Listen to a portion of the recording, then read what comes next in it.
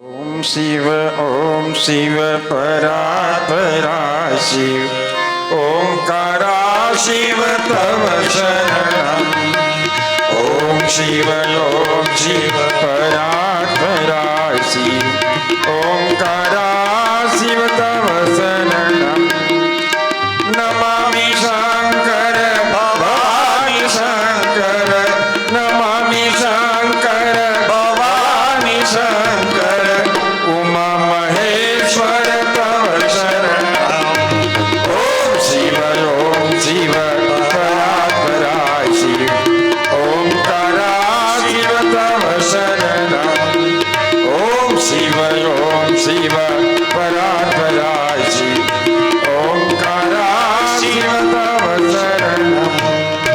બ્રહ્મા વિષ્ણુ સહિત બધા જ દેવતાઓ કૈલાસ પર ગયા છે, મહાદેવની સ્તુતિ છે। પ્રભુ અમને માફ કરો, અમારી ભૂલ થઈ ગઈ।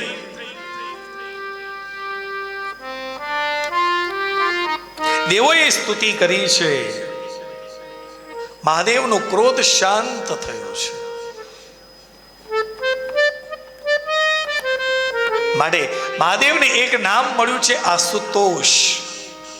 આસુ એટલે તરત, તોષ એટલે તૃપ્ત થઈ જાય, એવો જો કોઈ દેવ હોય એ મહાદેવ છે સાહેબ। ખાલી એક જળ લોટો ભરી અને શિવલિંગ ઉપર ચડાવો ને, મારો ભોળિયો છે ને પ્રસન્ન થઈ જાય। વાહ, મને બધું જ મળી ગયું સાહેબ। શાંત થયા છે બધા દેવતાઓ। જે દક્ષ પ્રજાપતિ યજ્ઞ કર્યો હતો ત્યાં લાવ્યા છે, યજ્ઞને પૂર્ણ કર્યો છે। એના પછી દક્ષ પ્રજાપતિનું જે મસ્તક ધડથી અલગ થયેલું હતું, કહ્યું છે કે જાઓ, જે કોઈ પણ પહેલું મળે એનું માથું લઈને આવો। બકરાનું માથું લાવી દક્ષ પ્રજાપતિના મસ્તક પર બિરાજમાન કર્યું છે, મૂક્યું છે। નંદીનો શાપ અહીંયા પૂર્ણ થયો છે કે દક્ષ તું અજમુખ થઈ જશે, બકરાનું મુખ થઈ જશે। આ કથા આપણને શું કહેવા માંગે છે? એ કથા આપણને કહેવા માંગે છે, સંપત્તિ હશે એ સંપત્તિનો દેખાડો કરશો ને, ત્યાં જ્યાં સુધી સંપત્તિ છે ત્યાં સુધી ઠીક છે, પણ એકાદ કુદરતની એકાદ એવી થપાટ વાગશે ને, ત્યારે એ જ મનુષ્ય બકરીની જેમ બે બે કરતો થઈ અને પરમાત્માના ચરણમાં જઈને બેસી જશે।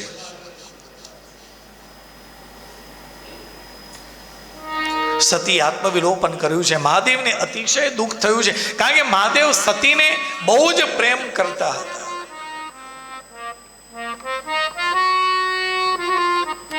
આખો પ્રસંગ તમે જોયો, આ પ્રસંગની અંદર સતીનો કોઈ દોષ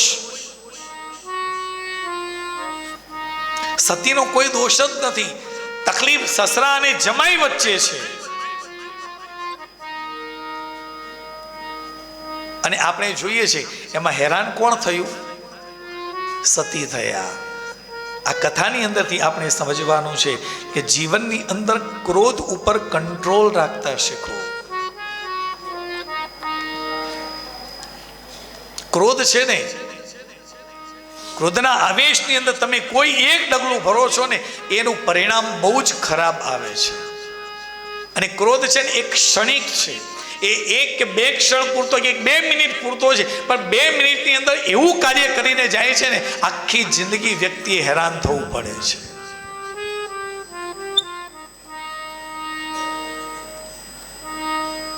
દક્ષ પ્રજાપતિ અહંકાર વશ થયા અને ક્રોધ આવ્યો ને શિવજીને શાપ આપ્યો। શિવજી તો ભોળિયો છે, એને તો કશું ખબર જ નથી પડતી,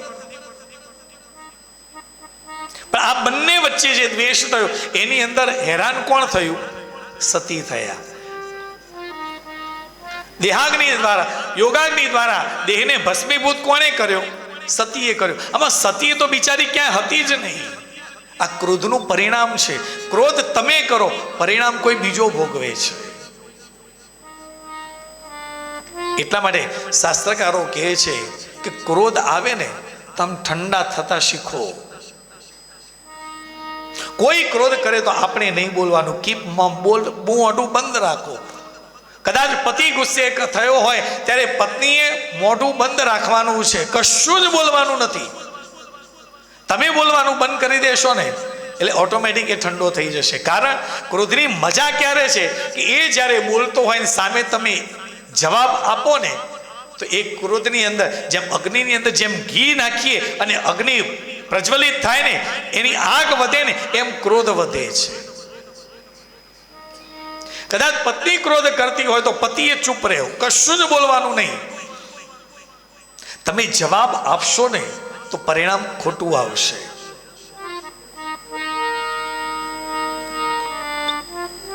ક્રોધ આવે ને એ વખતે તમે તમારો ચહેરો જુઓ કેવો લાગે છે.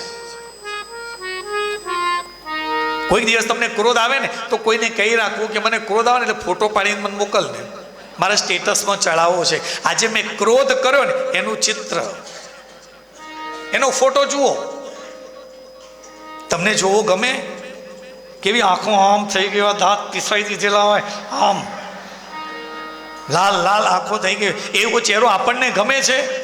તો પછી સામેવાળાને ગમે? ન ગમે. ક્રોધ આવે ને ત્યારે પોતાનો ચહેરો અરીસામાં જોવો, એવું શાસ્ત્રકારો કહે છે. પહેલું તો કહ્યું છે કે બોલવાનું નહીં, ચૂપ થઈ જાઓ, મૌન ધારણ કરો, બોલવા દો, બોલી જશે, ઓટોમેટિક ઠંડો પડી જશે, કારણ કે સામે જવાબ નથી આવતો. શાસ્ત્રકારોએ કહ્યું ક્રોધ આવે ત્યારે પોતાનો ચહેરો અરીસામાં જુઓ. તમને તમારો ચહેરો ગમે છે? નથી ગમતો? ક્રોધ અટકાવો. જો જે ચહેરો આપણને જોવો ન ગમે તો સામેવાળાને કેવી રીતે ગમશે? આ પ્રયોગ કરજો તમે, પણ આ પ્રયોગ આપણે આપણી જાત માટે કરવાનો છે, બીજા માટે નહીં. ને તો અહીંથી સાંભળીને જોઈએ અને પછી કે મહારાજે કીધેલું ક્રોધ આવે ને તો અરીસામાં ચહેરો જોવો. એટલે મેં કહ્યું છે કે તમારે તમારો ચહેરો જોવાનો, તમને ક્રોધ આવે તો. પણ પતિ ગુસ્સો કરે અને પતિ એકદમ લાભ ગુસ્સે થયેલો હોય અને દોડતા જઈને બેડરૂમમાં જઈને અરીસો લઈને આવીએ, જુઓ જુઓ તમારો ચહેરો કેવો લાગે છે, તો પછી પરિણામ જુદું આવે તો મને કહેતા નહીં. એ અરીસો લઈને તમે પતિને મોઢું બતાવશો અને એ જ અરીસો જો તમારા માથે માર્યો તો માથામાં ટાંકા આવે, પછી કે મારા તમે કીધું એવું અમે કર્યું, આ તો અમે હેરાન થયા. મેં શું કહેલું હતું? ક્રોધ આવે આપણે આપણો ચહેરો જોવાનો છે, બીજાને ચહેરો બતાવવાનો. આ તમને બોલાવવું પડે તો પાકું થાય. ક્રોધના પરિણામો બહુ જ ખરાબ આવે છે. જે વ્યક્તિ ક્રોધ કરતો હોય ને એને જઈને પૂછો કે તમે આ જે કરો છો એનાથી મજા આવે છે? તમે જો આખા શરીરની અંદર ધ્રુજારી વધી જાય છે. કોઈ વ્યક્તિ એવો મળ્યો કે ક્રોધ કર્યા પછી એમ કે ક્રોધ કરીને મજા પડી ગઈ, હું આજે તો કોઈ વ્યક્તિ મળ્યો નહીં, તરત એનો હાઈ બીપી લો બીપી થઈ જાય છે. આયુષ્યની વૃદ્ધિ કરવી હોય, આયુષ્ય લાંબુ જોઈતું હોય, આને ઠંડુ રાખો. બોલવા દો ને, બોલી જાય, એનો સ્વભાવ છે. આપણે નહીં બોલવાનું, કીપ મમ. ક્રોધના પરિણામો ખરાબ આવે છે. આ દક્ષ પ્રજાપતિનું જે ચરિત્ર છે એ આપણને શીખવે છે. એના પછી ધ્રુવજીનું ચરિત્ર આવે છે. અર્થ પ્રકરણની અંદર ધ્રુવજીનું ચરિત્ર છે. આપણને કથા ખબર છે, કથાની અંદર નથી જવું, પણ વિચાર કરો. ઉત્તાનપાદ રાજા છે, એને બે રાણી છે, સુરુચિ અને સુનીતિ. સુરુચિનો પુત્ર છે ઉત્તમ અને સુનીતિનો પુત્ર છે ધ્રુવ. એક દિવસ ધ્રુવજી પિતાના ખોળામાં બેસવા માટે જાય છે, ત્યારે સુરુચિ એ કહ્યું, ટોણો માર્યો છે કે ધ્રુવજી પિતાના ખોળામાં બેસવું હોય ને તો ભગવાનને કહો કે મને સુરુચિના ખોળે જન્મ આપે. બાળ સહજ પિતાના ખોળામાં બેસવા માટે ગયો છે અને પરમાન માતાએ ટોણો માર્યો છે. દુઃખી હૃદય પોતાની માતા સુનીતિ પાસે આવે છે. આ સુનીતિ અને સુરુચિ એ ઉત્તાનપાદ રાજા, એક બીજું કોઈ નહીં, આપણે સૌ છીએ. અને આપણી પણ બે પત્નીઓ છે, સુરુચિ જે મને ગમે છે અને સુનીતિ જ્યાં નીતિ છે.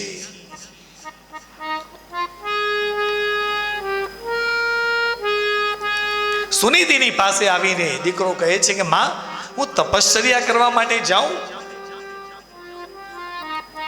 સુનીતિએ કહ્યું છે કે જા બેટા. વિચાર કરો, એ માતાએ પોતાના હૃદય ઉપર કેટલો મોટો પથ્થર મૂકી અને પોતાના પુત્રને ભગવાનની પ્રાપ્તિ કરવા માટે એને કહ્યું છે કે જા બેટા. આ સુનીતિ એ છે જે પોતાના પુત્રને પિતાનો ખોળો પણ આપી શકી નથી. ધ્રુવજી તપશ્ચર્યા કરવા માટે જાય છે ત્યારે નારદજી રસ્તામાં મળે છે. નારદજી કહે છે કે ક્યાં જઈ રહ્યો છે? હું ભગવાનને પ્રસન્ન કરવા માટે, તપ કરવા માટે જઈ રહ્યો છું. ત્યારે નારદજીએ કહ્યું છે કે હજુ બહુ નાનો છે, મોટો થઈશ પછી ભગવાનને પ્રાપ્ત કરજે. અટકાવવાનો પ્રયત્ન કર્યો છે. ત્યારે ધ્રુવજીએ કહ્યું છે, નારદજી તમે બે વાત કહી, હું નાનો છું, મોટો થઈશ ત્યારે મને ભગવાન મળશે, પણ હું અત્યારે જ તપશ્ચર્યા કરવા માટે જઈશ. નારદજીએ એને વાસુદેવ ગાયત્રી મંત્ર આપ્યો અને કહ્યું છે કે જા બેટા, આ મંત્રનો તું જપ કરજે. આ વાસુદેવ ગાયત્રી મંત્ર, ઓમ નમો ભગવતે વાસુદેવાય, આ મંત્રનો તું જપ કરજે. 6 માસ સુધી આ બાળકે વનની અંદર રહી અને ઓમ નમો ભગવતે વાસુદેવાય, ઓમ નમો ભગવતે વાસુદેવાય, ઓમ નમો ભગવતે વાસુદેવાય, ઓમ નમો ભગવતે વાસુદેવાય, ઓમ નમો ભગવતે વાસુદેવાય, આ મંત્રનો સતત જપ કરે જાય છે. 6 માસ સુધી અખંડ આ મંત્ર જાપ જે થઈ રહ્યો છે એ સાંભળી પરમાત્માને ધ્રુવજીને મળવાની ઈચ્છા થઈ છે. ગરુડ ઉપર બેસી અને વૈકુંઠમાંથી ભગવાન વિષ્ણુ મધુવનની અંદર પધાર્યા છે. ધ્રુવજીને એક પગે ઉપર ઉભા રહી અને તપશ્ચર્યા કરતા જોયા છે. પ્રભુને પ્રસન્નતા થઈ છે. પ્રભુ પોતાની આગળ આવીને ઉભા રહ્યા છે. ધ્રુવજી આંખો બંધ કરીને મંત્ર જાપ કરી રહેલા છે. આંખ આગળ તેજ તેજ તેજ તેજ દેખાવા લાગ્યું છે. ધ્રુવજીએ આંખ ખોલીને જોયું, પણ પ્રકાશ એટલો છે કે એ જોઈ શકતા નથી. ધીરે ધીરે ધીરે દેખાયું, પરમાત્મા ચતુર્ભુજ સ્વરૂપે પોતાની સમક્ષ ઉભા છે. ધ્રુવજી પરમાત્માને કંઈક કહેવા માંગે છે, સ્તુતિ કરવા માંગે છે, પણ મિલનનો એ ઉચ્ચ અવસ્થા એવી છે કે કહેવાનું ઘણું હોય પણ કશું યાદ નથી આવતું. ત્યારે ભગવાનને થયું, મારા ભક્ત મને કંઈક કહેવા માંગે છે.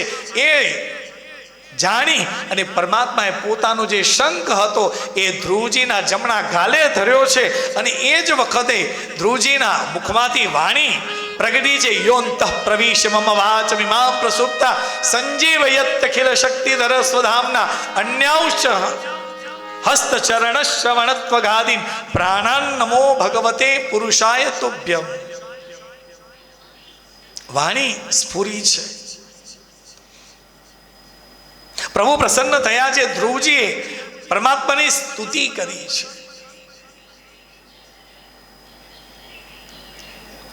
પરમાત્માએ કહ્યું, બેટા આટલી નાની ઉંમરમાં તે મને પ્રસન્ન કર્યો છે, બોલ વરદાન માંગ. ત્યારે ધ્રુવજી કહે છે કે પ્રભુ મારે કંઈ ન જોઈએ, બસ મને તમારો સત્સંગ મળ્યા કરે. ત્યારે પરમાત્મા કહે છે, ધ્રુવજી હવે તને મારા દર્શન થયા, હવે તારો સંગ એ સત્સંગ થશે. લોકો તારી પાસે આવશે, તું કંઈક માગ. ધ્રુવજીએ કશું જ નથી માગ્યું. વિચાર કરો કે જ્યારે તપશ્ચર્યા કરવા માટે ગયો ત્યારે કયા ભાવથી ગયેલા હતા? સુરુચિએ શું કહેલું હતું? ભગવાનને પ્રસન્ન કર અને કહે કે મને સુરુચિના ખોળે જન્મ આપે. જા તપ કર. તપશ્ચર્યા કરી ભગવાન પ્રસન્ન થયા અને ભગવાન કહે છે કે વરદાન માંગ. ત્યારે ધ્રુવજી માગે છે શું? મને સત્સંગ મળ્યા કરે. એક વખત પરમાત્માનો દર્શન થયા ને પછી ક્ષુલ્લક સામાન્ય વસ્તુ એ મનુષ્ય ક્યારે માગી શકે છે? આવા અસંખ્ય દાખલાઓ છે.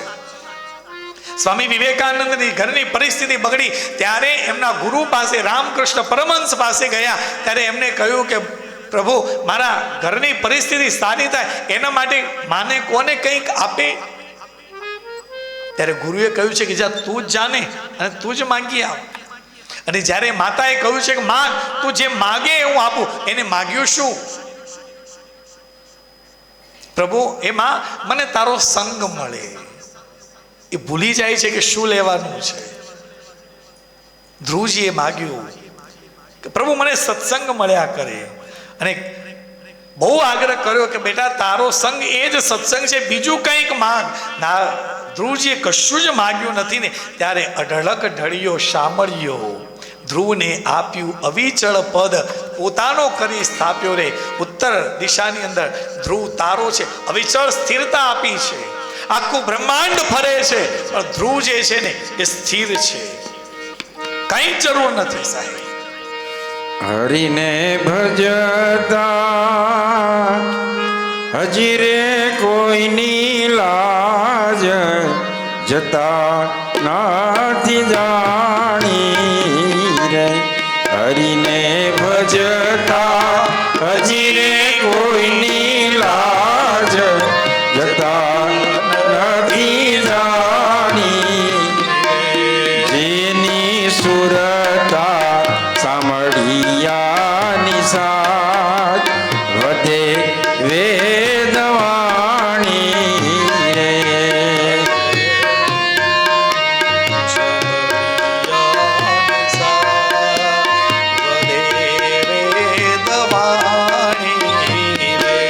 વાલે નરસિંહ મહેતાને હાર હાથો હાથ આપ્યો રે. વાલે નરસિંહ મહેતાને હાર હાથો હાથ આપ્યો. એ ધ્રુવને આપ્યા અવિચળ રાજ, પોતાનો કરીને સ્થાપ્યો. હરિને ભજતા હજી રે કોઈની લાજ જતા નથી જાણી. જેની સુરતા ચામડિયાની સાથ વધે વેદવાણી રે. વધે વેદવાણી.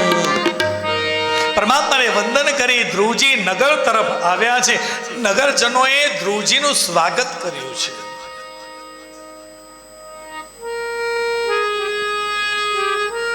ધ્રુવજી નગરમાં આવ્યા, ગામના લોકોએ એમનું સ્વાગત કર્યું છે. વિચાર કરો આ સમાજ કેવો છે. જ્યારે તપશ્ચર્યા કરવા માટે ગયા ને ત્યારે કોઈ સાથે નથી આવ્યું, જો એકલા. જ્યારે પરમાત્માને પ્રસન્ન કરીને આવ્યા ને ત્યારે આખું ગામ તેડવા આવ્યું છે. ઓહો, ધ્રુવજીને પરમાત્માના દર્શન થયા છે. ભક્ત છે ને આ બધું યાદ નથી રાખતો. ભક્તનું આ લક્ષણ છે સાહેબ. જે ભગવાનની ભક્તિ કરતો હોય ને એ વ્યક્તિ ક્યારે કોઈના પ્રત્યે વેર ન રાખે. પોતાના નગરમાં આવ્યા છે. નગરમાં આવીને સૌથી પહેલા વંદન એમને સુરુચિને કર્યા છે કે માં, જો તે મને કહ્યું ન હોત ને તો મને પરમાત્મા જ ન મળ્યો હોત. આ ભક્તનું લક્ષણ છે સાહેબ. ભક્ત ક્યારે કોઈ વેરભાવ યાદ નથી રાખતો. થઈ ગયું હશે, જવા દો ને. એના જે કટુ વચન હતા એ કટુ વચનના લીધે પણ આજે મને પરમાત્માની પ્રાપ્તિ થઈ છે. પહેલા વંદન એને સુરુચિને કર્યા છે, બીજા વંદન એને પિતાને કર્યા છે, અને ત્રીજા વંદન એ માતાને કરે છે. ધ્રુવજીને આવેલા જોઈને સુનીતિ એટલી પ્રસન્ન થાય છે, પોતાના બાળકને છાતી સરખો ચાંપી દે છે અને કે બેટા આટલી નાની ઉંમરમાં તે ભગવાનને પ્રસન્ન કર્યા, પ્રાપ્ત કરીને આવ્યો છે.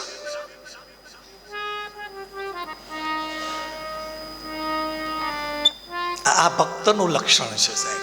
તમે રામાયણ પણ જુઓ, જ્યારે રામજીને 14 વર્ષનો વનવાસ કૈકેયીએ આપ્યો છે ને, જ્યારે 14 વર્ષ વનવાસ પૂરો કરીને રામજી આવ્યા ને તો સૌથી પહેલા વંદન કૈકેયીને કર્યા છે. કારણ સમાજે એને તરછોડેલી છે ને, એનો સ્વીકાર હું કરીશ. પહેલા વંદન કૈકેયીને કર્યા છે કે માં, તે મને મોકલ્યો ન હોત તો આટલા બધા ઋષિ મુનિઓના મને દર્શન કેવી રીતે થયા હોત. ગયા જ્યારે રામજીને વનવાસ મળ્યો ને, ત્યારે રામજી રાજકુમાર હતા, પણ જ્યારે એ 14 વર્ષનો વનવાસ પૂર્ણ કરીને આવ્યા ને, ત્યારે એ પૂર્ણ પુરુષોત્તમ બનીને આવ્યા છે સાહેબ. કૃતજ્ઞતાપૂર્વક રામજીએ કૈકેયીને વંદન કર્યા છે કે માં, સૌથી પહેલા વંદન હું તને કરું છું. આ ભક્તનું લક્ષણ છે. આ જન્મની અંદર 2 હેતુ છે, એક વેર અને વાસના. વેર વાળવા માટે આવવું પડે છે અને વાસનાને બાળવા માટે આવવું પડે છે. જ્યારે ભક્તિ કરો ને, ભક્તિ જેમ જેમ તમે કરતા જાઓ ને, એમ ધીરે ધીરે વેર ઓછું થવું જોઈએ. બધાની સાથે પ્રેમ ભાવથી વર્તન રહેવું જોઈએ. આ બધા ચરિત્રો બતાવે છે. બીજું ધ્રુવજીનું ચરિત્ર બતાવે છે કે ભગવાનને પ્રાપ્ત કરવા હોય ને, એ નાનપણથી જ ભક્તિ કરાય. અત્યારે કહીએ કે ચલો ભક્તિ કરવા કથામાં, અત્યારથી હોતું હશે બધું રિટાયર્ડ થઈશું પછી. ઓહો, રિટાયર્ડ થયા પછી ભગવાન મળે ન મળે. ભગવાનની આગળ આપણે કોઈ પણ ફૂલ પધરાવી, એ કયું ફૂલ પધરાવીએ છીએ? તાજું ફૂલ પધરાવીએ છીએ. તાજું જે છોડ ઉપર ઉગેલું છે એ જ ફૂલ લઈને પરમાત્માને અર્પણ કરીએ છીએ.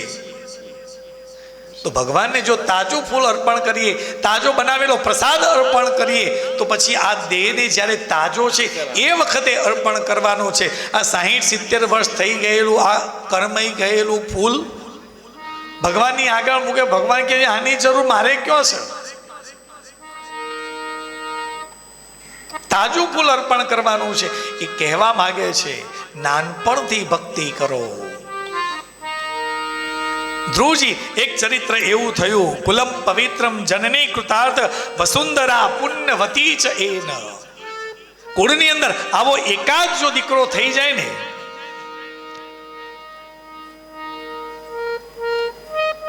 તો એના આવનારા 7 પેઢી તરી જાય છે. જનની જન્મભૂમિશ્ચ સ્વર્ગાદપી ગરીયસી. સ્વર્ગથી પણ સુંદર છે પોતાની જન્મભૂમિ. માટે જ આપણે અયોધ્યા જઈએ છીએ. અયોધ્યાના દર્શન કેમ કરવાના છે એ કથા કાલે આવશે એટલે હું કહીશ. આજે દરેક વ્યક્તિને એવી ઈચ્છા છે કે કાશીમાં આવ્યા છીએ, પ્રયાગમાં આવ્યા છીએ, મારે અયોધ્યા જવું છે. કે એ જન્મભૂમિ જનની જન્મભૂમિશ્ચ સ્વર્ગાદપી ગરીયસી. આ ભૂમિ ઉપર એક દીકરો એવો થયો જેને એ ધરતીને સ્વર્ગથી પણ સુંદર બનાવી દીધી છે.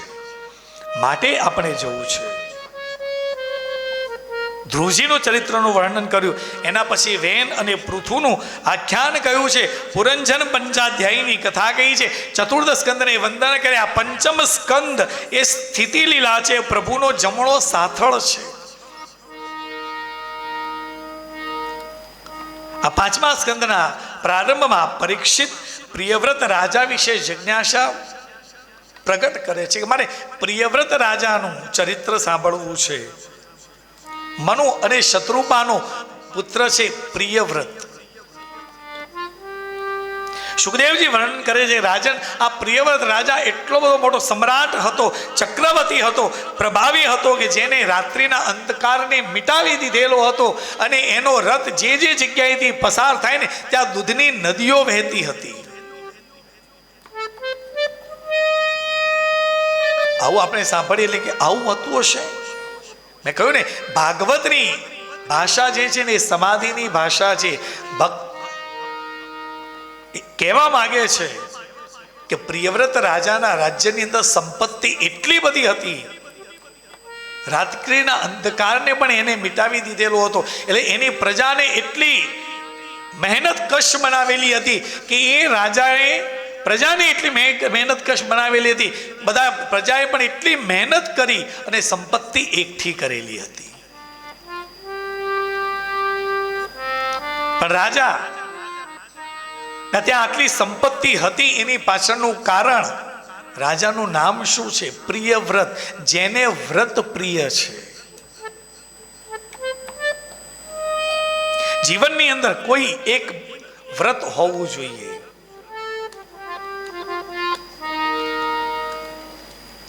એક બંધન છે અને એક વ્રત છે.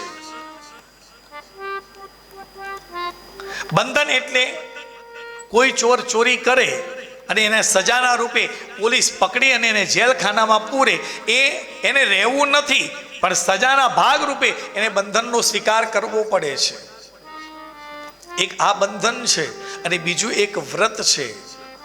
હજારો વર્ષોથી ઋષિ મુનિઓ કોઈ એક ગુફાની અંદર પોતાનું સ્થાન લઈ ત્યાં બેસીને તપશ્ચર્યા કરી રહેલા છે. એમને કોઈએ કહ્યું નથી, એમને કોઈએ ત્યાં મૂક્યા નથી, એ પોતે જ ત્યાં ગયા છે.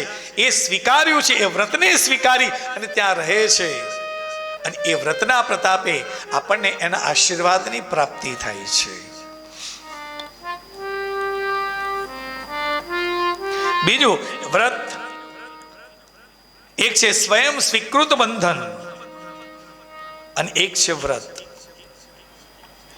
બહેનો છે ને ઘણા બધા વ્રત કરે છે. મોળાકત, જયા પાર્વતી બધા કર્યા છે ને, ચોખા કાજરી, ફૂલ કાજરી, આ બધા વ્રત કર્યા છે. એ વ્રતના પરિણામ રૂપ એક દિવસ એવો આવે કે તમારે શું કરવાનું હોય? રાત્રિ જાગરણ કરવાનું, એક રાત્રિ જાગવાનું હોય. બહેનોને આનંદ છે કે મેં આ વ્રત કર્યું છે ને વ્રતના અંતિમ દિવસે મારે જાગરણ કરવાનું છે. એને એટલો બધો આનંદ છે. પતિ સવારથી નોકરીએ કે ધંધે ગયેલો છે, એ ઘરે આવે ને એટલે એ પતિને એમ કે આજે તમારે મને કંપની આપવાની છે. કે શું? કે આજે મારે જાગરણ છે ને તો તમારે મારી સાથે જાગવાનું છે. આ તમે કહેશો ને એટલે પતિનું મોઢું જોવા જેવું હોય કે તારા માટે મારે જાગવાનું, હું થાક્યો પાક્યો ના. તો પછી વ્રત લે કે ભાઈ કાશી વિશ્વનાથ નામ લઈને પછી જ મોઢામાં કંઈક મૂકવું. કેવું સામાન્ય વ્રત છે સાહેબ, કરો તો ખરા. 6 મહિના અઘરું લાગશે. કેટલું સરળ છે. પાણી પીવું છે, જે તરત કે કાશી વિશ્વનાથ એટલે સામે વાળો બોલે કાશી વિશ્વનાથ, પછી પાણી પીવાનું. કેવું સરળ છે. કરી શકાય ને, કરો. કોઈ એક દિવસ એવો પણ આવે કે તમને પાણી પીવાની ઈચ્છા છે, ખાવાની ઈચ્છા છે, પણ આજુબાજુ કોઈ છે જ નહીં, કોને પાસે બોલાવડાવીએ? ભગવાન પરીક્ષા તો કરે. નામ બોલવું અને બોલાવડાવવું, બીજા વ્યક્તિને નામ બોલાવડાવવાનું, એવું વ્રત છે આપણું. એક સામાન્ય વ્રત તમે પકડી રાખો, એનાથી શું મળશે કે ક્યારે કોઈ ખોટી વસ્તુ કે કોઈના ઘરે રહેલી વસ્તુ તમે મોઢામાં એકદમ નહીં મૂકો.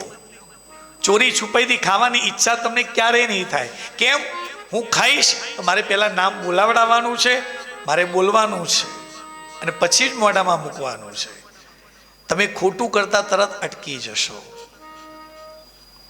જીવનની અંદર સફળતા પ્રાપ્ત કરવી હોય ને તો એક બંધન હોવું, એક વ્રત હોવું જોઈએ. વ્રત કોઈ પણ હોઈ શકે.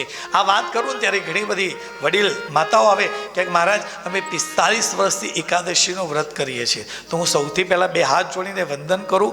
બા, 41 વર્ષ સુધી તમને એકાદશી યાદ રહીને એ જ મોટી વાત છે. આજે એકાદશી અમારે કરવી હોય પણ એકાદશીના દિવસે ઉઠીને ખબર ના હોય અને કંઈક મોઢામાં મુકાઈ જાય ને પછી ખબર પડે કે આજે એકાદશી હતી, ગઈ, તૂટી.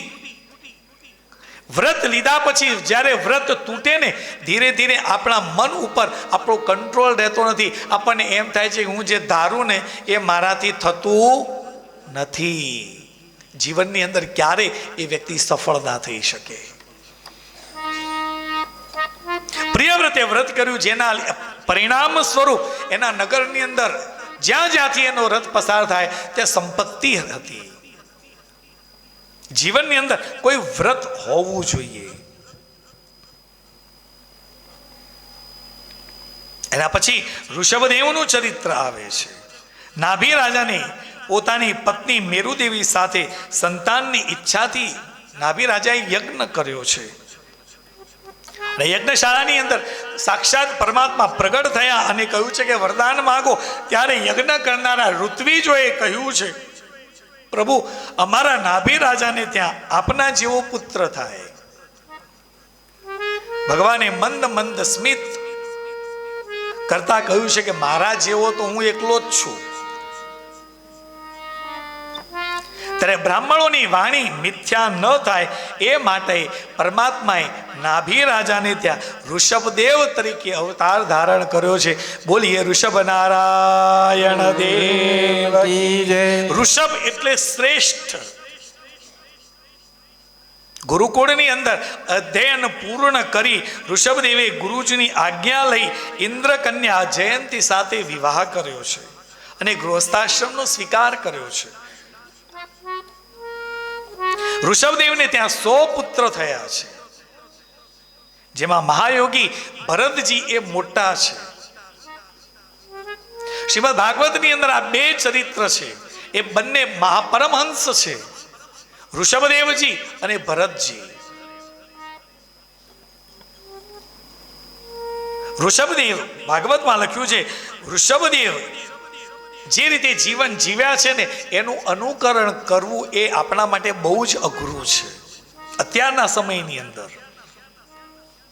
ઋષભદેવજી અજગર વૃત્તિ ધારણ કરી અને મળમૂત્રની અંદર પડ્યા રહેતા અને પરમાત્માનું ધ્યાન કરતા. એમને એમ કે મારી પાસે ગંદકી હશે ને તો મારી પાસે કોઈ આવશે જ નહીં, મને પરમાત્માના નામની અંદર કોઈ ખલેલ નહીં પહોંચાડે.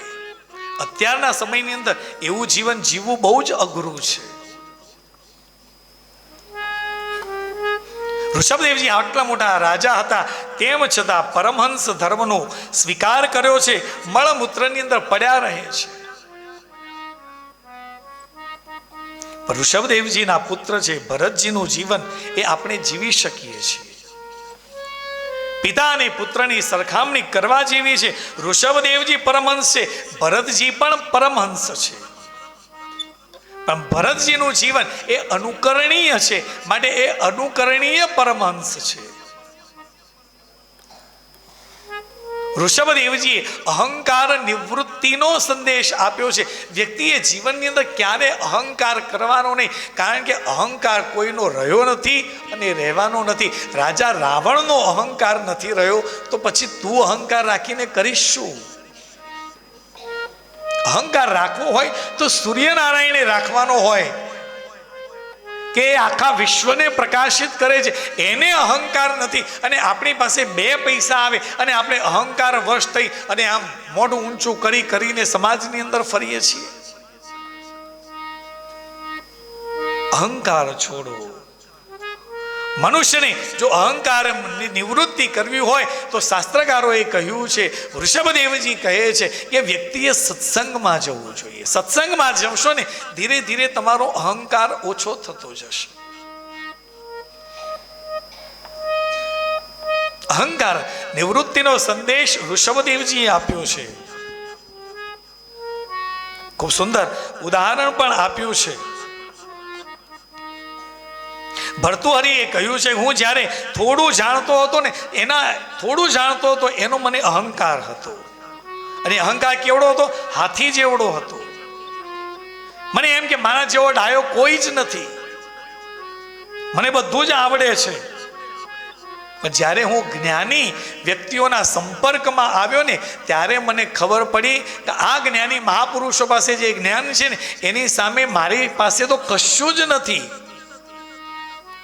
મારો અહંકાર ધીરે ધીરે ઓગળવા લાગ્યો છે.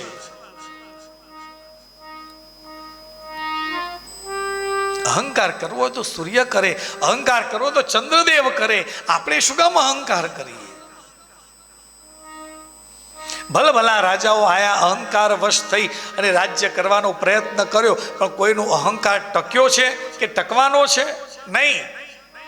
ઋષભદેવજી કહે છે, મનુષ્ય જન્મ એક મોટામાં મોટી જવાબદારી છે. ઋષભદેવજી કહી રહેલા છે. ઋષભદેવજીએ તો ત્યાં સુધી કહ્યું છે કે શિષ્યનું કલ્યાણ કરવાની શક્તિ જો ગુરુમાં ન હોય તો કોઈના ગુરુ નહીં બનવું. ઋષભદેવજી કહે છે, હું કોઈને શિષ્ય તરીકે સ્વીકારું છું, એના જીવનનો ઉદ્ધાર કરવા માટે હું સક્ષમ નથી તો મારે કોઈના ગુરુ ન બનવું જોઈએ. ત્યાં તો એટલા સુધી કહે સંતાનને પરમાત્માને માર્ગે લઈ જવા વાળવા માટે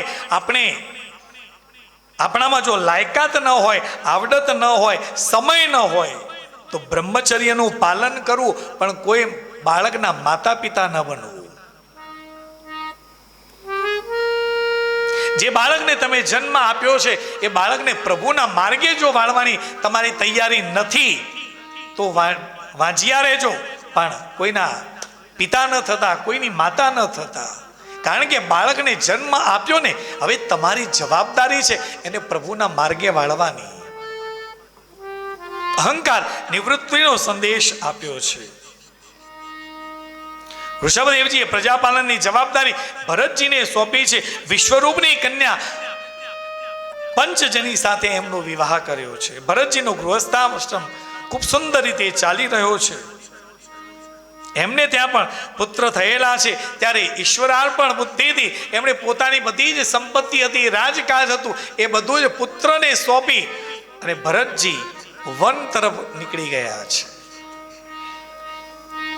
કોલ્હાશ્રમની અંદર ગંડકી નદીને કિનારે એક આશ્રમ બનાવી ત્યાં તપશ્ચર્યા શરૂ કરી છે.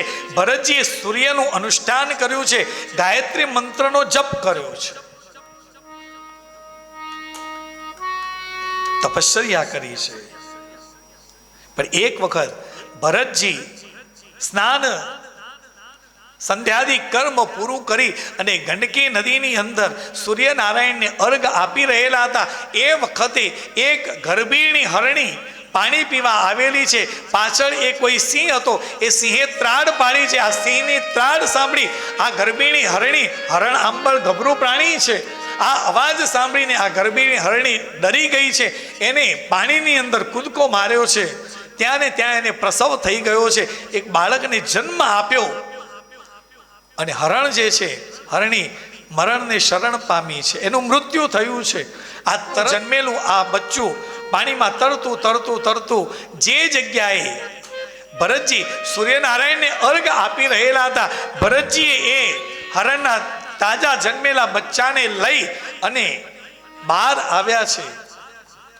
પ્રથમ દ્રષ્ટિએ લાગતું સત્કર્મ ભાગવતજીમાં લખ્યું છે. ભરતજીએ આ હરણના બચ્ચાને બચાવ્યું છે અને એના લીધે ભરતજીની મુક્તિ 2 જન્મારા પાછી ઠેલાઈ ગઈ છે. સત્કર્મ કર્યું, હરણના બચ્ચાને બચાવ્યું અને પાછું 2 જન્મારા મુક્તિ પાછી ઠેલાઈ ગઈ. હા, કારણ ભરતજીને આ હરણના બચ્ચા પ્રત્યે આસક્તિ થઈ ગઈ છે. દરરોજ સવારે એ ભગવાનને સ્નાન કરાવે. સ્નાન કરાવતી વખતે ભરતજીને વિચાર આવે, હું ભગવાનને તો સ્નાન કરાવું છું, પેલા હરણના બચ્ચાને કોઈએ સ્નાન કરાવ્યું હશે કે નહીં. મધ્યાહના સમયે ભગવાનને ભોગ ધરાવે, પ્રસાદ ધરાવે, એ વખતે ભરતજીના મનની અંદર વિચાર આવે છે કે પેલા હરણના બચ્ચાને કોઈએ ખવડાવ્યું હશે કે નહીં. ધીરે ધીરે પરમાત્માનું જે સ્વરૂપ હતું એ હટ્યું છે અને એ જગ્યાએ લીધું છે હરણના બચ્ચાએ. અંત સમયે જ્યારે આ દેહ છોડવાનો સમય આવ્યો ને, એ સમયે ભરતજીને હરણ યાદ આવ્યું છે. બીજો જન્મ હરણ યોનીમાં થયો છે. પણ પૂર્વ જન્મના સંસ્કાર જ્ઞાન હતું. એમને જોયું કે હવે આ હરણ યોનીમાં તો હવે જન્મ લીધો છે, હવે આ શરીરને બસ ટકાવવાનું છે. જંગલની અંદર કોઈ એક ખૂણાની અંદર એ પોતાનું જીવન વ્યતીત કરે. એ દેહ પડ્યો, બીજો જન્મ એ બ્રાહ્મણ કુળમાં થયો છે. સત્કર્મ કરીએ તો પણ મુક્તિ ભેટ 2 જન્મારા પાછી ઠેલાઈ જાય. હા, ઘણી વખતે લોકો આવીને કે અમારા પિતૃ કઈ યોનિમાં ગયા હશે. એટલે હું કહું, આ ભરતાખ્યાન વાંચો. આપણે ક્યાં બીજા કોઈની પાસે જવાનું છે? ગ્રંથોના આશ્રય જવાનું છે. આ ગ્રંથ કહી રહે છે કે વ્યક્તિનો જ્યારે અંતિમ સમય હોય ને, ત્યારે એના મનની અંદર જે વિચાર ચાલતો હોય ને, એ યોનિમાં એનો જન્મ થાય છે. બોલો રાધે રાધે. ભરતજીના મનની અંદર હરણ હતું, બીજો જન્મ હરણ યોનીમાં થયો. પણ જ્ઞાન હતું, પૂર્વજન્મના સંસ્કાર યાદ હતા, એ નિમિત્તે હરણ યોનિમાં હોવા છતાં પણ એમને પરમાત્માનું નામ જપ ચાલુ રાખ્યો. બીજો જન્મ બ્રાહ્મણ કુળમાં થયો છે અને હવે નક્કી કર્યું હવે મારે કોઈ કર્મ કરવું જ નથી.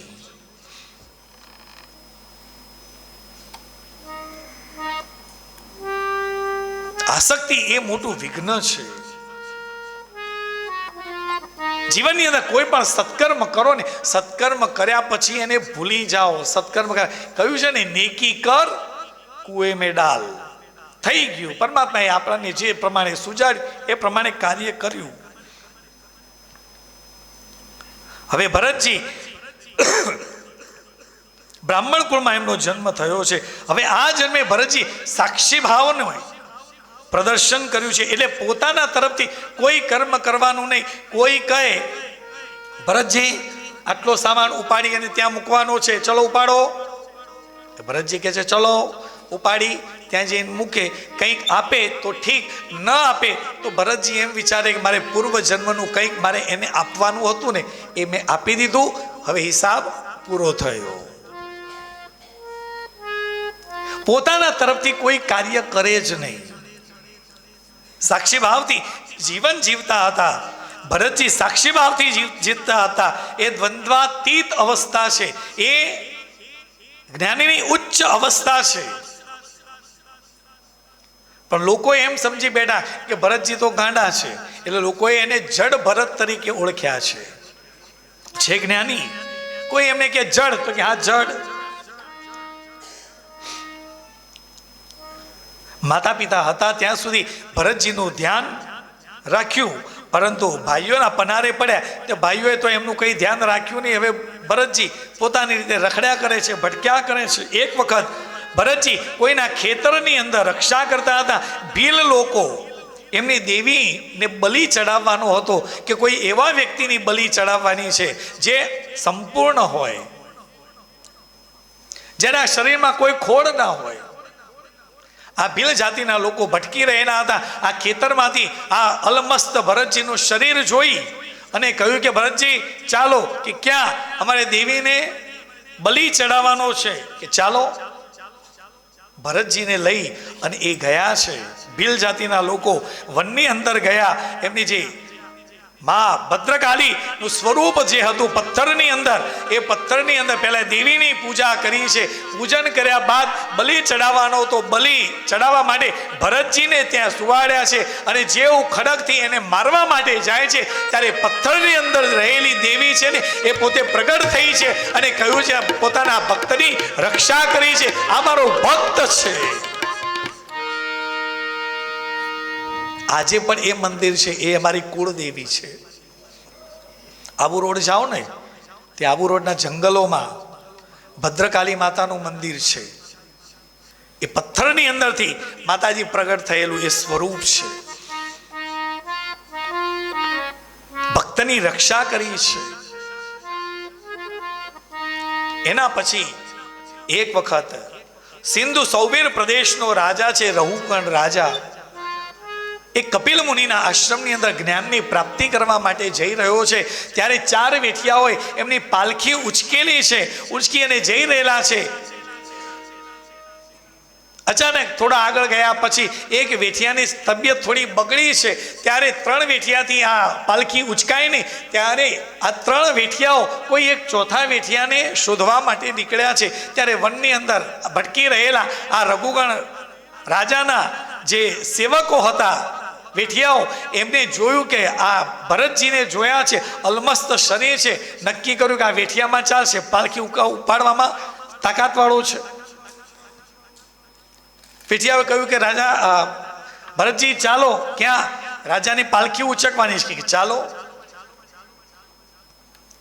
ચોથા વેઠિયા તરીકે ભરતજી જે છે એ પાલખી ઉચકીને ચાલતા ચાલતા જઈ રહેલા છે. પણ ભરતજીનો નિયમ છે, પૃથ્વી ઉપર જ્યારે ચાલે ને નીચે કોઈ પણ કીટ, ભ્રમણ કે કોઈ મકોડો દેખાય ને એ કૂદકો મારે છે. મારાથી કોઈ જીવની હત્યા ન થાય. આ કૂદકો મારે ને 1-2 વખત કૂદકા માર્યા ને ત્યારે રઘુગણ રાજાને પાલખીની અંદર આમ જરક આવે છે. ત્યારે રાજાએ કહ્યું કે હે વેઠિયાઓ, સીધા ચાલો. આમ કૂદકા કેમ મારો છો? થોડા આગળ ગયા, ફરીથી કોઈ કીડી કે મકોડાને જોયું અને ભરતજીએ કૂદકો માર્યો છે. રઘુગણ રાજાએ ફરીથી કહ્યું, આ કેમ તમે કૂદકા મારીને ચાલી રહેલા છો? ત્યારે બીજા જે 3 વેઠિયા હતા એમણે કહ્યું, રાજા અમે તો સીધા ચાલીએ છીએ, પણ આ ચોથો વેઠિયો છે ને એ કૂદકા મારી મારીને ચાલે છે. રાજાએ પાલખી ઊભી રાખી છે. પાલખીમાંથી પોતાનું મુખ બહાર કાઢી અને કહે છે, ચોથા વેઠિયાની સામે જોઈ અને કહે છે,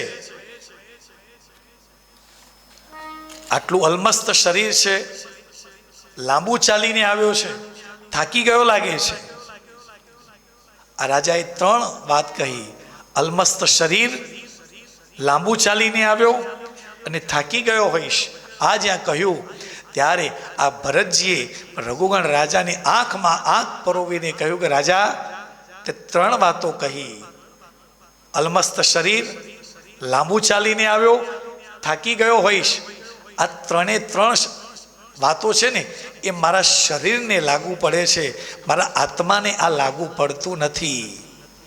જ્યાં આ જ્ઞાનની વાત કરી છે, રઘુગણ રાજા વિચાર કરી રહે છે કે હું કપિલ મુનિના આશ્રમની અંદર સાંખ્ય શાસ્ત્રનું જ્ઞાન પ્રાપ્ત કરવા માટે જાઉં છું. એ જે કંઈ પણ જ્ઞાન આપે એ મને શબ્દોથી ખબર પડે છે.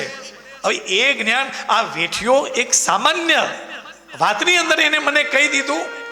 રઘુગણ રાજા પોતાની પાલખીમાંથી નીચે ઉતરી ગયા છે અને આ વેઠિયા જે ભરતજીના ચરણ પકડ્યા છે કે પ્રભુ મને માફ કરો, મારી ભૂલ થઈ ગઈ, મેં તમને ઓળખ્યા નહીં, તમે આટલા બધા જ્ઞાની છો, મને માફ કરો.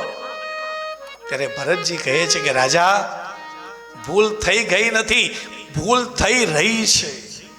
કોણ રાજા, કોણ રંગ, કોણ ગરીબ, કોણ અમીર, કોણ જાડો, કોણ પાતળો, કોણ ગોરો, કોણ કાળો, આ બધા જે ભાવ છે ને એ તો રાજા આ દેહના છે. આ આત્માને એની અસર થતી જ નથી. રઘુગણ રાજા ભરતજીના ચરણમાં બેસી ગયા છે અને ભરતજી પાસેથી જ્ઞાનની પ્રાપ્તિ છે. આ ભરતજી છે ને એ જ્ઞાની ભરત છે. આપણા દેશનું નામ ભારત પડ્યું ને એમાં 3 ભરત છે. એક જડ ભરત જે જ્ઞાની છે, બીજો રામનો ભાઈ ભરત, અને દુષ્યંત અને શકુંતલાનો પુત્ર જે શૌર્યનું પ્રતીક છે, જેની કથા આવતીકાલે આવશે.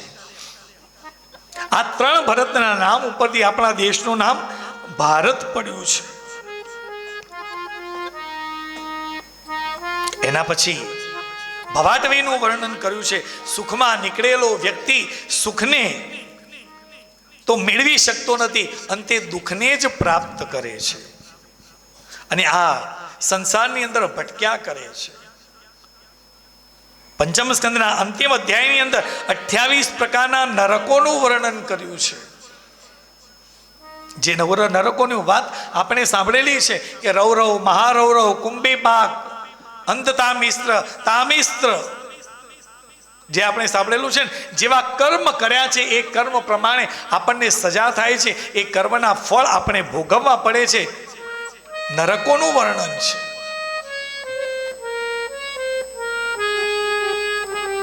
કે તાંબાના પતરા જે તપેલા હોય એના ઉપર આપણને સુવાડે છે, ઉકળતા તેલની અંદર આપણને તળે છે, વર્ણન છે. એવા 28 પ્રકારના નરકો છે. કોઈને જવું છે નરકમાં? બાપજી, અમે તો કેટલા પુણ્ય કર્યા હોય ત્યારે કાશીમાં આવ્યા હોય અને તમે કહો છો નરકમાં, એમાંય ભાગવત અમે શાંતિથી સાંભળીએ છીએ, અમે ક્યાંય જતા નથી. કથાના સમય અમારી હાજર થઈ જ જઈએ છીએ. અમારે નરકમાં જવાનું, અને તમે જ કહ્યું ને એક જ વખત કથા સાંભળીએ તો મુક્તિના અધિકારી બનીએ, તો હવે નરકમાં જવાની વાત ક્યાંથી આવી? અને ગુજરાતીમાં કહેવત છે, જે ગોમ જવું નહીં એની વાતો જ શું કામ કરવી. જાણવું હોય તો મારી પાસે આવજો, હું તમને કહીશ. એક 28 પ્રકારના જે નરકો છે એની વાત તમને જણાવીશ. અત્યારે કહીશ તો રાત્રે ઊંઘ નહીં આવે, સવારે 8 વાગે પાછા આવશે નહીં. કે મા બાપજી આખી રાત ઊંઘ ના આવી, ચોક ને ચોક અમે ભટકતા હતા જ. જેવા ઊંઘ્યા તરત ઝબકીને જાગી ગયા. ઓ બાપરે, વર્ણન આવે છે. પંચમ સ્કંદે વંદન કર્યો. છઠ્ઠો સ્કંદ એ પોષણ લીલા છે, પુષ્ટિ લીલા, પ્રભુનો વામ સાથળ છે.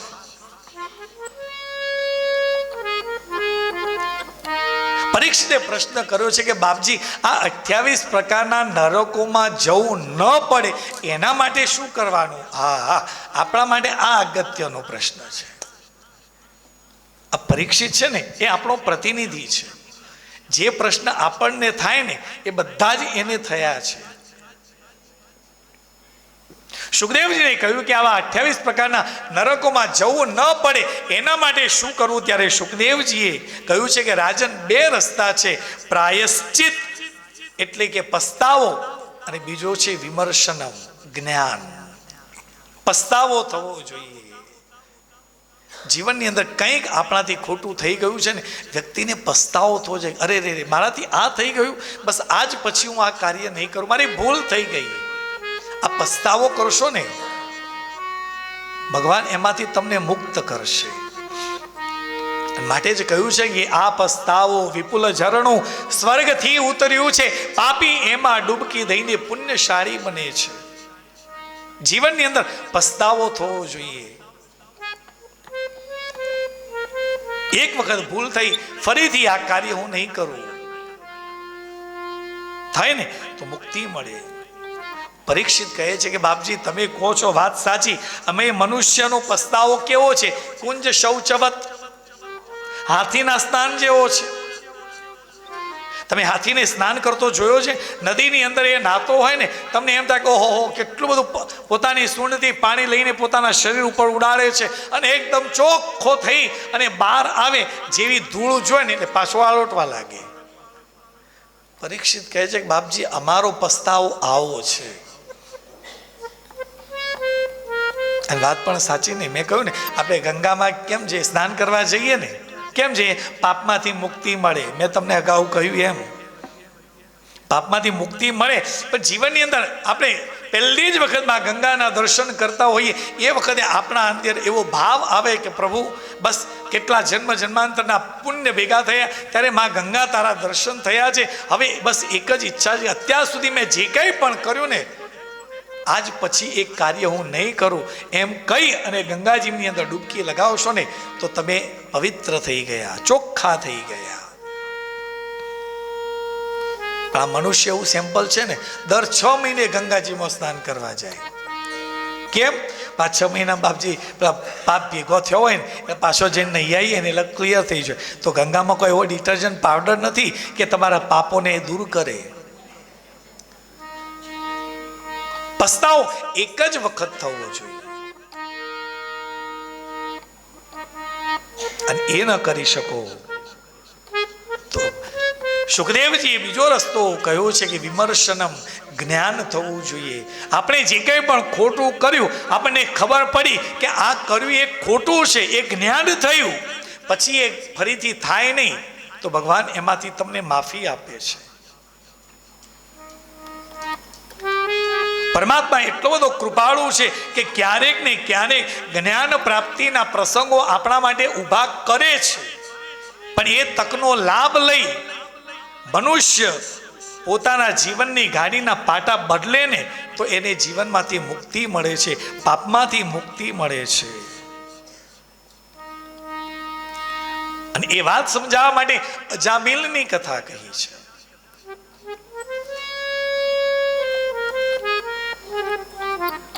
સત્સંગ સાંભળવાથી જો તમે જીવનના પાટા બદલી દો અને પરમાત્મા તરફ ગતિ કરો તો તમને મુક્તિ ચોક્કસ મળે. આ વાત સમજાવવા માટે અજામિલની કથા કહી છે. શ્રીમદ ભાગવતની અંદર અજામિલ બહુ પ્રસિદ્ધ કથા છે. જીવનની અંદર એને ક્યારેય કોઈ સત્કર્મ કર્યું નથી, પણ અંત સમય એને નારાયણ નારાયણ શબ્દ બોલ્યો ને એટલે એને મુક્તિ મળી ગઈ છે, સીધો વૈકુંઠમાં છે. એટલે પાછા આપણા જેવા ભક્તો ખરા ને આવી કથા સાંભળી રાખે. અજામિલે કર્યું તો પછી અમે ભગવાનનું નામ લઈ લઈશું, નારાયણ નારાયણ. પણ અંત સમયે ભગવાન યાદ આવે ક્યારે? જો જીવનભર જો નામ લીધું હોય ને તો જ અંત સમયે ઈશ્વર યાદ આવે, પરમાત્મા યાદ આવે, બાકી યાદ આવે નહીં. અજામિલે નારાયણ નારાયણ કહ્યું, એને મુક્તિ મળી ગઈ. અને ગીતાની અંદર પરમાત્મા શ્રી કૃષ્ણએ કહ્યું છે કે અંતકાલે ચ મામેવ સ્મરેન મુક્ત્વા કલેવરમ ય પ્રયાતિ સમદભાવમ યાતિ નાસ્તંત્ર સંશય. ગીતાની અંદર પરમાત્મા કૃષ્ણના શબ્દો છે કે જે અંત સમયે મારું નામ લે સીધો જ મારા ખોળામાં. બસ ભાગવતમાં અજામિલનું ચરિત્ર અને ભગવદ્ ગીતામાં પરમાત્માના શબ્દો અમે છેલ્લે લઈ લઈશું ને. અજામિલે જીવનની અંદર કોઈ સત્કર્મ કર્યું નહોતું. જ્યારે યમદૂતો લેવા માટે આવે છે ને ત્યારે આ યમદૂતોની જે વાતચીત થતી હોય છે એ અજામિલ સાંભળે છે. પણ યમદૂતો કહી રહેલા છે કે આની જીવનની અંદર હજુ અમુક વર્ષોનું એનું આયુષ્ય બાકી છે, અને યમલોકમાં લઈ જવાનો છે, એને સ્વર્ગની પ્રાપ્તિ નહીં થાય, એને સજા કરવાની છે. આ જે યમદૂતો વચ્ચે જે ચર્ચા ચાલતી હતી આ અજામિલે સાંભળી છે. અને એ સાંભળ્યા બાદ અજામિલને ત્યાં પુત્રનો જન્મ થયો છે.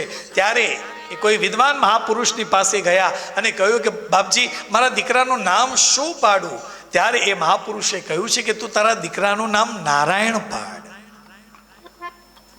અજામિલને પોતાના પુત્ર પ્રત્યે એટલો પ્રેમ છે કે નારાયણ વગર, પોતાના દીકરા વગર રહી શકતો નથી. દીકરો થોડો આગો જાય તરત નારાયણ નારાયણ કહી એને બોલાવે છે પોતાના દીકરાને, પણ લેવાઈ રહેલું છે નામ પરમાત્માનું. જ્યારે એનો સમય થયો છે ત્યારે અજામિલને લેવા માટે યમદૂતો આવે છે ને ત્યારે અજામિલ ને ડર લાગે છે. એ વખતે પોતાના પુત્રને બોલાવે છે, નારાયણ નારાયણ નારાયણ. યમદૂતો આવ્યા છે. એ જ સમયે વૈકુંઠમાંથી વિષ્ણુના દૂતો આવ્યા છે. યમદૂતો કહે છે કે તમે કેમ આવ્યા? કે અમે અજામિલને લેવા માટે આવ્યા છે. અરે અજામિલે જીવનની અંદર કોઈ સત્કર્મ કર્યું નથી, અમારે એને સજા કરવાની છે. ત્યારે વિષ્ણુ દૂતોએ કહ્યું કે નહીં, એને અંત સમયે એ નારાયણનું નામ લીધું છે ને એટલે એ મુક્તિકારી બન્યો છે, એને વૈકુંઠમાં લઈ જવાનો છે. ત્યારે યમદૂતો કહે છે, વિષ્ણુદૂતોને કહે છે તમને ખબર નથી એ નારાયણ તો એના દીકરાનું નામ છે. વિષ્ણુના પાર્ષદો વૈકુંઠમાંથી આવેલા એ કહે છે અમને એ ખબર ન પડે, એને નારાયણનું નામ લીધું એટલે એ વૈકુંઠનો અધિકારી બન્યો છે. અજામિલને મુક્તિ મળી છે. શાસ્ત્રકારો ઉદાહરણ આપતા કહે છે અંધારાની અંદર આપણને ભૂખ લાગી હોય, ગોળ ખાવાની ઈચ્છા થાય, અંધારાની અંદર રસોડામાં જઈ ડબોલ ખોલી અને એની અંદર ગોળનું ઢેપું લઈ મોઢામાં મૂકીએ તો ગોળ મીઠો જ લાગે સાહેબ, ગળ્યો જ લાગે. એ ગોળ ક્યારેય ખારો ન લાગે, એ એનો સ્વભાવ છે. અહીંયા શાસ્ત્રકારો કહેવા માંગે છે અજામિલે ભલે એના દીકરાનું નામ લીધું પણ નામ તો દીધું છે નારાયણનું, એટલે એ મુક્તિનો અધિકારી બન્યો છે. બોલો રાધે રાધે. આ કથા આપણને શીખવે છે કે આપણે આપણા સંતાનોના નામ કેવા પાડવા. આપણે કેવા નામ પાડીએ છીએ? પહેલાનો એક સમય હતો કે નામ પાડવા, દીકરાનો જન્મ થાય તો વિષ્ણુ સહસ્ત્રની અંદરથી નામ પાડવામાં આવે, અને દીકરીનો જન્મ થાય તો દેવી ભાગવતમાં દેવીઓના જે નામ છે એની અંદરથી નામ પાડવામાં આવે, જેથી નામ કોનું લેવાય. જોયું ને, આ બંને જેના સ્મરણાર્થે આપણે કથાનું શ્રવણ કરી રહેલા છીએ એ બંને પુણ્યાત્માના નામ કેવા છે? અંબાબા અંબાબા અંબાબા. તમે બોલો કોનું નામ લેવાય છે? માતાજીનું. તુલસી, જેને પરમાત્માએ સ્વીકાર કર્યો એ તુલસીનું નામ લો, એ પણ ભગવાનનું સ્વરૂપ છે, એને મુક્તિ જ મળે. પણ આજકાલ નામ એવા પાડે ને ખબર જ ન પડે. 2-4 વખત સાંભળીએ ને તારે ખબર પડે પણ તોય આપણે ભૂલી જઈએ શું નામ હતું. અત્યારે લોકો નામ પાડે માનવ, એટલે જન્મ્યો તો છે માણસ, પાછો એ નામ માનવ, પશુ છે. નામ એવા પાડો કે જેનાથી એ નામથી એ બાળકને કંઈક શીખવા મળે, એને લાગવું જોઈએ કે હું કંઈક અલગ છું. નામ કેવા પાડવા એ અજામિલ કહે છે.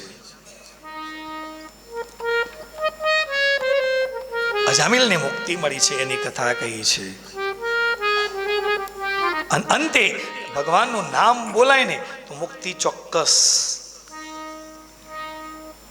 અજામિલનું ચરિત્ર આપણને શીખવે છે કે સંતાનોના નામ કેવા પાડવા. એટલે પહેલાના સમયમાં નામ પડતા ને એટલે ભગવાનના નામ ઉપરથી જ નામ પડે. વિષ્ણુના સહસ્ત્રમાંથી જોઈએ તો આવે નામ વિષ્ણુદાસ, વિષ્ણુભાઈ, રામભાઈ. તમે જુઓ એવા જ નામ હશે. દશરથ, કોઈ ભાઈનું નામ જોયું દશાનન? ન મળે. દશરથ. દીકરીનો જન્મ થયો હોય તો અંબાના માતાજીના નામ ઉપરથી પડે. નદીઓના નામ ઉપરથી નર્મદા, સરસ્વતી, યમુના, પવિત્ર નદીઓના નામ ઉપરથી નામ પડતા. પછી પાછો થોડોક સમય બદલાયો એટલે નામ પડે કેવા નામ કે જે દિવસે જન્મ્યા હોય એનું દિવસ ઉપરથી નોમ. સોમવારે જન્મ્યા સોમભાઈ, મંગળવારે જન્મ્યા મંગળદાસ, બુધવારે જન્મ્યા બુધાલાલ. લોકોનો જીવનનો દશા જ બગાડવા બેઠા છે.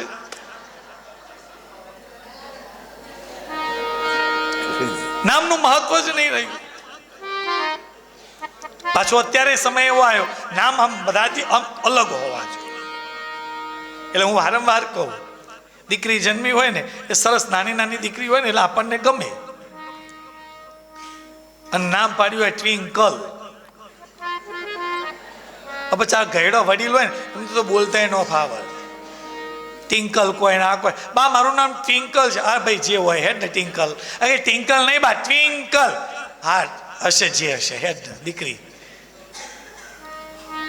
આ નાની દીકરી હોય 1-2 વર્ષની હોય પેલું સફેદ ફ્રોક પહેરાવ્યો, પગમાં પેલા ચૂં વાળા બૂટ પહેરાવ્યા હોય ને, અને એ દીકરી ચાલતી જતી હોય અને એને પૂછે બેટા નામ શું છે કે ટ્વિંકલ. તો આપણને સાંભળવું ગમે ટ્વિંકલ. પણ વિચાર કરો કે આ ટ્વિંકલ 60 વર્ષની થાય